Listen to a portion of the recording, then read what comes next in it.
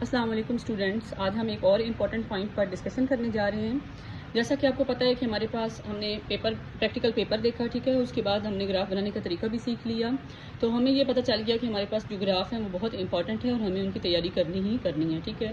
تو اس کے لیے میں ایک اور امپورٹنٹ چیز آپ کے ساتھ ڈسکس کرنے جا رہی ہوں، جو کہ ہے کہ آپ کے پاس آپ کی کاپی میں ہی گراف گیون ہیں جو پیپر میں آئیں گے، ٹھیک ہے۔ تو آپ اپنی کاپی لیں اور اپنی کاپی اوپن کریں، ایٹ دی اینڈ پر آپ کو گراف دیے گئے ہیں، ٹھیک ہے، 10-15 گراف ہر کاپی میں دیے گئے ہیں، تو آپ ان گرافس کی پریکٹس کریں لازمی، اور یہ بہت امپورٹنٹ ہے ایز اٹ از آپ کی کاپی میں وہاں پہ پیپر میں آئے ہوتے ہیں۔ تو سب سے پہلے ہمارے پاس ہے پہلا گراف، یہاں پہ آپ کو گراف کی ڈیفینیشن بتائی گئی ہے، گراف مطلب کیسے بناتے ہیں آپ ایک بار ریڈ کر لیجئے گا۔ لیکن یہاں پہ ہمارے پاس جو امپورٹنٹ چیز ہے وہ یہ ہے کہ ہمارے پاس graph between current and potential difference calculate it's resistance. تو سب سے پہلے دیکھیں کہ ہم نے جیسے پیچھے اگزامپل کے ساتھ گراف کو سمجھا ہے، تو وہاں پہ ہم نے بنایا تھا وولٹس اور کرنٹ چارجز کے درمیان، تو آپ یہاں پہ بالکل سیم گراف ویسے ہی بنا سکتے ہیں وولٹس اور کرنٹ کے درمیان، ٹھیک ہے۔ تو یہاں پہ ہمیں ویلیوز دی گئی ہیں 2.55 7.5 10 اور 12.5 اور 15، اور اس کے بعد ہمارے پاس یہاں پہ اس طرح سے کرنٹ کی ویلیوز دی گئی ہیں۔ تو ایک اور بات جو آپ آگے ان گراف کی جب پریکٹس کریں گے تو فیل کریں گے، جو میں نے آپ کو ایک امپورٹنٹ ٹپ دی تھی کہ ہمارے پاس جو اس کی اپورڈ ویلیو ہوگی وہ ہمارے پاس ایکس ایکسس پہ یا انڈیپینڈنٹ ایکسس پہ آئے گی، اور جو ہمارے پاس اس کی یہ ویلیو ہے سیکنڈ ویلیو ہوگی وہ ہمارے پاس کس پہ آئے گی، ڈیپینڈنٹ ایکسس یا وائی ایکسس پر، ٹھیک ہے۔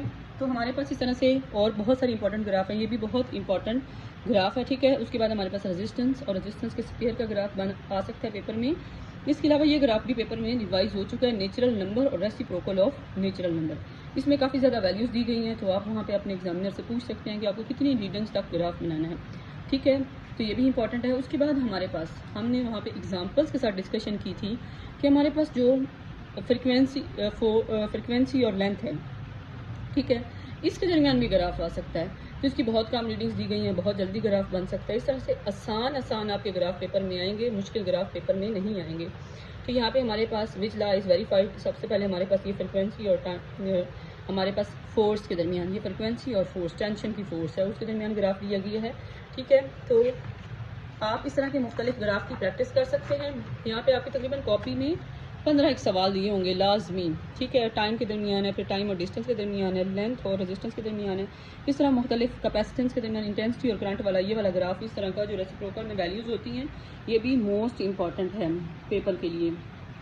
تو آپ نے کیونکہ وہاں پہ اسٹوڈنٹس جو ہیں ان ویلیوز کو دیکھ کے پریشان ہو جاتے ہیں کہ اس کی ایکسپونینشیل میں ویلیوز دی گئی ہیں، تو اس کو میں کیسے سولو کروں، ٹھیک ہے۔ اس کے بعد یہ والا گراف بھی امپورٹنٹ ہے کہ ہمارے پاس نیچرل نمبر اور نیچرل نمبر کا اسکیئر کیسے لیتے ہیں، اس کے بعد ریزسٹنس اور پوٹینشیل کا گراف کیسے بنا سکتے ہیں، اس طرح سے اسکیئر روٹ کے بھی گراف آ سکتا ہے آپ کے پیپر میں، ٹھیک ہے۔ تو ہم سب سے پہلے ان گرافس کو دیکھ لیتے ہیں، ٹھیک ہے، یہ آپ کی کاپی میں موجود ہے۔ تو سب سے پہلے ہمارے پاس یہ گراف دیا گیا وولٹیج اور کرنٹ کے درمیان، اس کی مختلف ویلیوز دی گئی ہیں۔ جیسے میں نے آپ کو لاسٹ ویڈیو میں سمجھایا ہے کہ ہمارے پاس ون بگ اسکیئر کیسے لینا ہے، بگ باکس کی ویلیو کیسے لینی ہے، اور اگر ہمارے پاس اسمال باکس ہے تو اس کی اسمال ڈویژن کیا ہوگی، ٹھیک ہے۔ تو اس طرح سے آپ نے اس کے اوپر ویلیوز، اس کے اوپر اس کی اسکیل کی ڈویژن کیسے کرنی ہے، اور یہ اس طرح سے آپ کو یہ سلوپ ہی ہے جو وولٹ بائی ایمپیئر آپ فائنڈ کر رہے ہیں، تو آپ اپنی سلوپ کے ذریعے سے اس کو فائنڈ کر سکتے ہیں، ٹھیک ہے۔ ہمارے پاس ریزسٹنس اور ریزسٹنس کے اسکوائر کے درمیان یہ والا گراف دیا گیا ہے، ٹھیک ہے۔ اور پیپر میں جو زیادہ تر گراف آتے ہیں وہ اسٹریٹ لائن والے سمپل گراف آتے ہیں، ٹھیک ہے۔ ہمیں بھی اس طرح کی ویلیوز بھی آ سکتی ہیں، گراف آ سکتے ہیں، ٹھیک ہے، لیکن وہاں پہ زیادہ تر جو گراف ہوتے ہیں وہ سمپل اسٹریٹ لائن والے اس طرح سے گراف پیپر میں آتے ہیں، ٹھیک ہے۔ تو آپ نے ان کی پریکٹس کریں، ایک دو بار یہ گراف بنا لیں۔ جیسے ہمارے پاس یہ ٹائم اور ٹمپریچر کا ہے، تو اس میں آپ دیکھ رہے ہوں گے کہ یہ ڈیکریمنٹ کی لائن کو شو کر رہا ہے کہ ٹمپریچر ٹائم گزرنے کے ساتھ ساتھ کیا ہوتا جا رہا ہے، کم ہوتا جا رہا ہے، ٹھیک ہے۔ ضروری نہیں ہے کوئی چیز ویلیو بڑھ رہی ہے تمام میں ویلیو بڑھتی جائیں گی، ٹھیک ہے، تو ویلیوز کم بھی ہو سکتی ہیں، ٹھیک ہے۔ تو یہ اس طرح فریکوینسی اور لینتھ کے درمیان گراف بنا ہوا ہے، ٹھیک ہے۔